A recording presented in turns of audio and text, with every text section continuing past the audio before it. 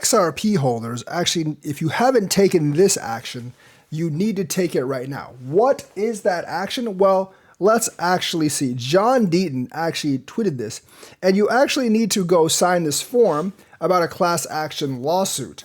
Because remember, there was a ruling against Ripple that XRP holders could actually sue Ripple for losses. And the thing is, like, this actually makes people who actually sign this form part of a class that could actually get damages. Now, you're saying, like, wouldn't that be betraying Ripple? Like, kind of like requesting damages for Ripple? Because I don't really believe they're a security. No, this is just protecting yourself. It's actually completely irrelevant if you believe Ripple is whether you believe Ripple is a security or not. This is just in case they lose. Remember, it's not 100% guaranteed that they win. It's actually like there's a significant chance they lose.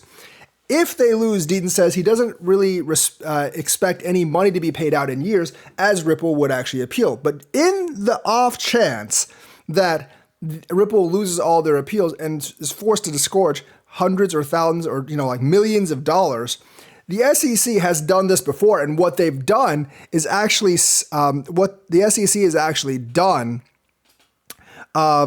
is basically set up a fund for people who have been hurt by, like, the company's action, in this case, Ripple. They're going to force Ripple to disgorge billions of dollars in the case that they actually win, and that money could be split among XRP holders. Now, the SEC is obviously going to take a large chunk of it, so you won't get all your money's worth. Like right now, I think XRP is worth like, what, 45 cents, 46 cents or whatever? So you might only get 10 cents or 15 cents, but it's still better than nothing, especially if you hold a significant chunk of XRP. You need to protect yourself against the case where Ripple loses, because that's a non-zero probability of actually happening. It's not betraying Ripple or XRP or anything. It's just protecting yourself and getting the most possible out.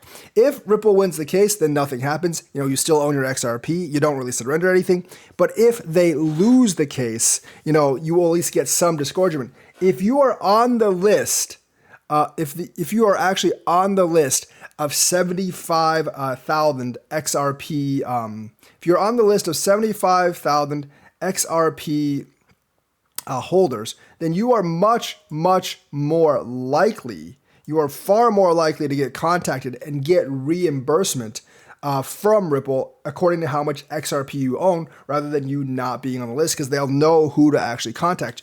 You are declaring that you are a class of XRP holders that was harmed by this lawsuit or was harmed by Ripple selling unregistered securities. Whether you believe they're unregistered securities or not is completely and utterly irrelevant. It's really what the SEC is suing them for, and if the SEC wins, then you can actually get at least some benefit. Now, I say benefit in quotes because obviously XRP price will go down, and you won't get nearly as much, and you'd rather have Ripple win, but you do need to protect yourself in that case and sign that form. I'll leave a link to the form in the first pinned comment, and hopefully you guys will understand why John Deaton is saying this. Deaton still thinks Ripple will win, especially if it goes up to the Supreme Court, but it's not 100% guaranteed, and it could be dragged in court for several years. And in the off case that Ripple actually loses, you need to protect yourself by getting some money back instead of getting no money back. I believe I already signed this form several months ago, but if you are an XRP holder and you haven't done this, then you need to do this. And I know there's more than 75,000 XRP holders out there, so go ahead and sign that form.